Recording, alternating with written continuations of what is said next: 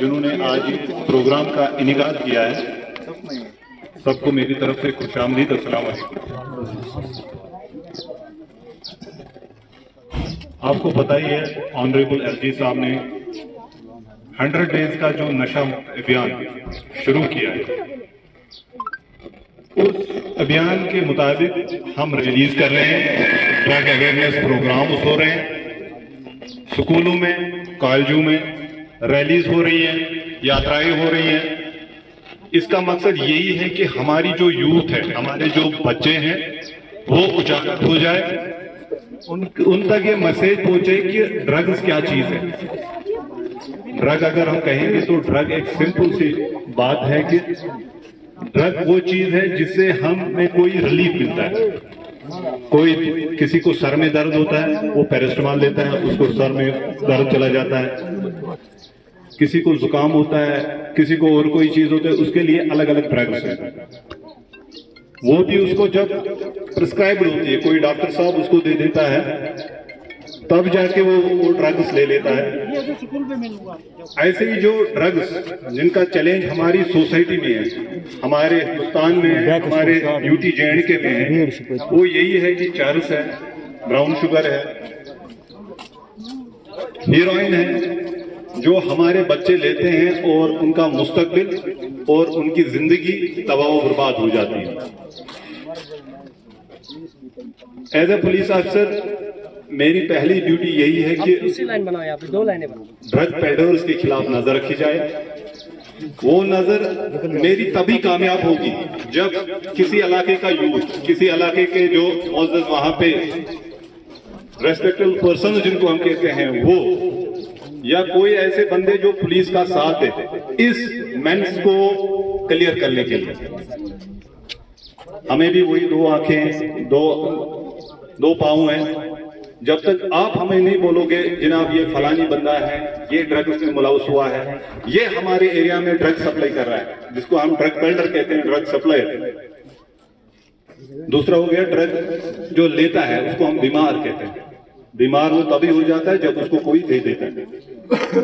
That means अगर कभी दांत में दर्द होता है तो डॉक्टर साहब के पास वो दवाई दे देता है या रूट कैनाल कर देता है, बट दैट इज टेम्पररी। तो लास्ट में ऑटोमेटिकली क्या होता है, हमें दांत निकालना पड़ता है ताकि हमें रिलीफ मिले। ऐसे ही हमें रिलीफ तब मिलेगा जब हम ये जो ड्रग्स हमारे गांव में सप्लाई करते हैं, हमारे शहरों में सप्लाई करते हैं, जब इनके खिलाफ हम आवाज उठाएंगे और इनके खिलाफ हम कार्रवाई करने में कामयाब हो जाएंगे। वो कार्रवाई तभी होगी जब आप लोग हमें बोलोगे यहाँ से तुमना रोड, जो कि वहां पे TP के पास कनेक्ट होता है, यहाँ से छमपुरा में निकल जाता है, पुलिस की नजर यहाँ पे कम रहती है, हमारी गश्त, हमारी पेट्रोलिंग इस साइड में कम रहती है। तुमना इलाका 9-10 किलोमीटर पुलिस स्टेशन से दूर होने की वजह से हमारी नजर एज पुलिस यहाँ पे कम रहती है, हमारी निगरानी कम रहती है। और ड्रग पेडलर्स, ड्रग स्मगलर इसी का फायदा उठा के यहाँ से चले जाते हैं और आ जाते हैं। आप लोग हमें बताओगे कि जनाब 10 बजे के बाद ये गाड़ी यहाँ से होती है, फलानी नंबर है, सिर्फ व्हाट्सएप करना है, किसी का नाम नहीं आएगा, कुछ नहीं आएगा। हमारी आपकी क्रेडिबिलिटी हमारी जिम्मेदारी, ये आप ध्यान रखें। चाहे बच्चे हैं यहाँ पे, चाहे बूढ़े हैं, बुजुर्ग है, या हमारे जो जवान है जिन्होंने आज ये इनिशिएटिव उठाया, आई अप्रिशिएट देम कि उन्होंने ऐसा अप्रिशिएट उठाया कि अपने गाँव में, जैसे मैं अभी सुन रहा था, वो कह रहे थे कि यहाँ पे जो जितने भी दुकानदार है वो जो प्रिस्क्राइब्ड ड्रग्स के बगैर कोई ड्रग्स ना बेचे, खासकर जो हमारे दुकानदार होलसेल से, वो जो तंबाकू, बीड़ी, सिगरेट वगैरह वो ना बेचे। मैं कहता हूं बच्चों को नहीं, जो बड़े यहाँ पे सिगरेट वगैरह लेते हैं बंद करें।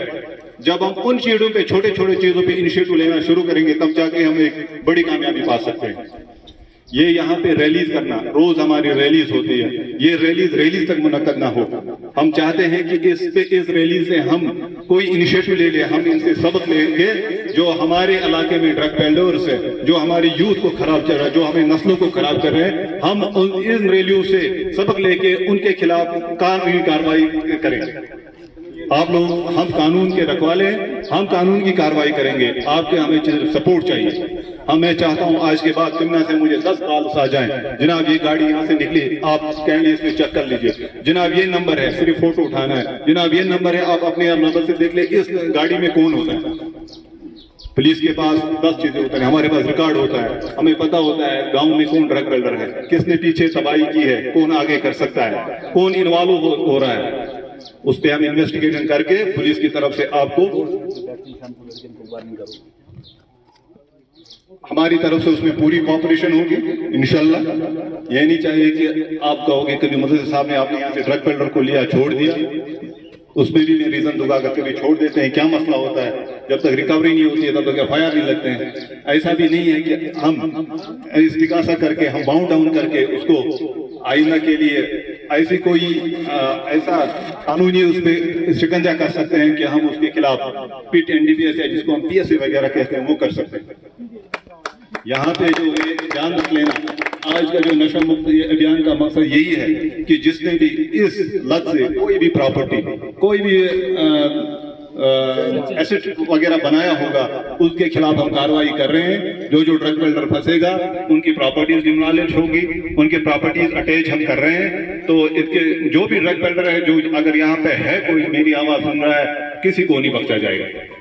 और यहाँ पे अगर मैंने सुना है कि जो यहाँ पे बुजुर्ग कहते हैं कि शाम को हमारे नौजवान बच्चे यहाँ सड़कों पे घूमते रहते हैं, जिनका कोई काम नहीं होता है, दुकानों पे बैठे रहते हैं। मैं नहीं चाहता हूँ ऐसा हो, कभी मेरी पेट्रोलिंग यहाँ पे आ जाए फिर मैं लेके जाऊंगा, फिर नहीं कहना जनाब ऐसा क्यों किया, क्योंकि मैं नहीं चाहता हूँ कि शाम को जो बच्चे पढ़ने वाले हो वो फजूल में दुकानों पे सड़कों पे यहाँ पे बैठे और अपना टाइम जाया करें। इससे बेटर है कि एजुकेशन की तरफ तवज्जो दें, अदर करिकुलर एक्टिविटीज जो हमारी है, खेल कूद है, बाकी चीजें हैं, स्पोर्ट्स है, उसकी तरफ ध्यान दें। आज हम यही जैसे कि हमने यहाँ पे अभी प्लेज लिया, प्लेज का मतलब ये नहीं है कि हमारा हाथ उठाना, प्लेज का मतलब कोई चीज है कि हमने आज एक इनिशिएटिव लिया है। अगर कोई बदनासिर कोई ऐसा आदमी हमारे गांव में है जो हमारे गांव को तबाह कर रहा है, इस प्लेज का मतलब यही है कि हम उसके खिलाफ आवाज उठाएं और इंशाल्लाह आगे जाके वो कानून के हाथों के नीचे हो। Thank you very much.